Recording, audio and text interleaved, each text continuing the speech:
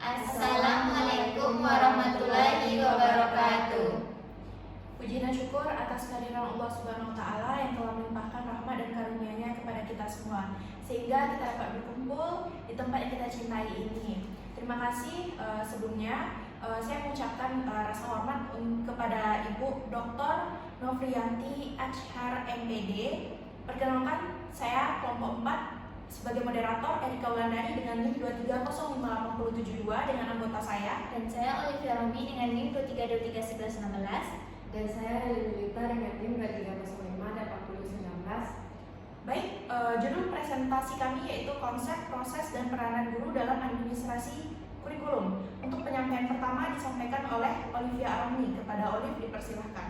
Baik, saya akan menjelaskan materi pertama, yaitu pengertian administrasi kurikulum. Administrasi kurikulum merupakan satu proses pengelolaan yang melibatkan perencanaan, penerapan, evaluasi, serta pengembangan kurikulum dalam institusi pendidikan.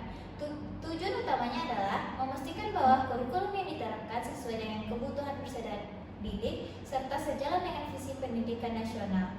Selanjutnya, menurut Suryo Subroto, administrasi kurikulum mencakup berbagai upaya dalam menyusun, mengatur, menerapkan, serta menilai kurikulum agar proses pembelajaran berlangsung secara optimal. Berikut beberapa aspeknya. Yang pertama, penyusunan dan perencanaan kurikulum. Yang kedua, pengorganisasian kurikulum. Yang ketiga, implementasi kurikulum dalam pembelajaran. Dan yang terakhir, evaluasi dan pengembangan kurikulum. Selanjutnya, proses dalam administrasi kurikulum. Proses administrasi kurikulum merupakan siklus yang berlangsung secara terus-menerus untuk menjamin bahwa kurikulum yang diterapkan tetap relevan, efektif, serta sesuai dengan kebutuhan peserta didik dan perkembangan zaman.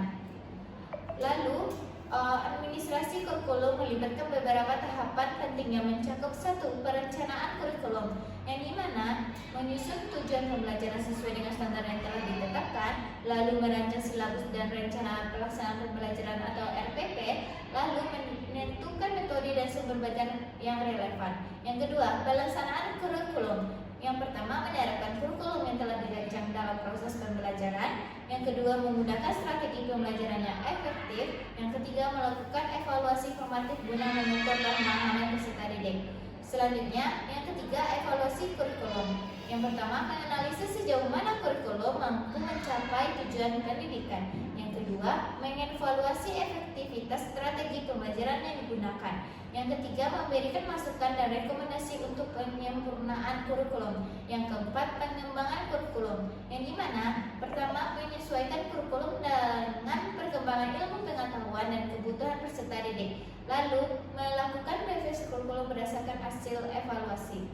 Baik, saya lanjutkan kepada moderator. Baik, terima kasih kita sampaikan kepada Olive. Untuk penyampaian materi selanjutnya disampaikan oleh Helen. Kepada Helen dipersilahkan.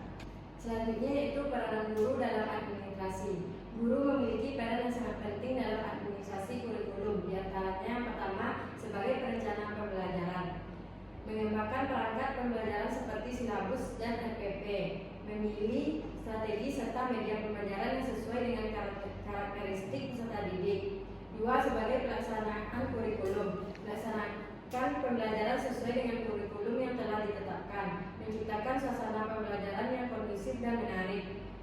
Yang ketiga, sebagai evaluator, melakukan penilaian terhadap peserta didik guna mengukur pencapaian kompetensi. Selanjutnya, mengidentifikasi kendala dalam proses pembelajaran dan mencari solusi terbaik. Yang keempat, sebagai pengembang kurikulum, berkontribusi dalam inovasi serta pengembangan kurikulum berdasarkan hasil evaluasi, mengembangkan materi ajar yang lebih kontekstual dan sesuai dengan kebutuhan peserta didik. Sekian dari saya akan berikan ke moderator.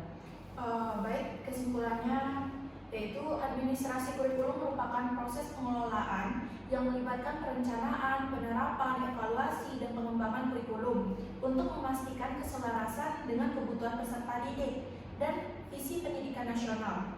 Proses ini melibatkan tahapan-tahapan penting seperti perencanaan, pelaksanaan, evaluasi, dan pengembangan kurikulum yang dilakukan secara berkelanjutan. Guru memiliki peran sentral dalam administrasi kurikulum, tidak hanya sebagai pelaksana, tetapi juga sebagai perencana, penilai, dan pengembangan kurikulum. Pemahaman yang mendalam mengenai administrasi kurikulum memungkinkan guru untuk menyesuaikan metode pembelajaran dengan kebutuhan peserta didik, sehingga berkontribusi pada peningkatan kualitas pendidikan secara keseluruhan. Mungkin itu saja penyampaian dari kelompok 4 terkait administrasi kurikulum. Wabillahi taufiq wal hidayah. Assalamualaikum warahmatullahi wabarakatuh.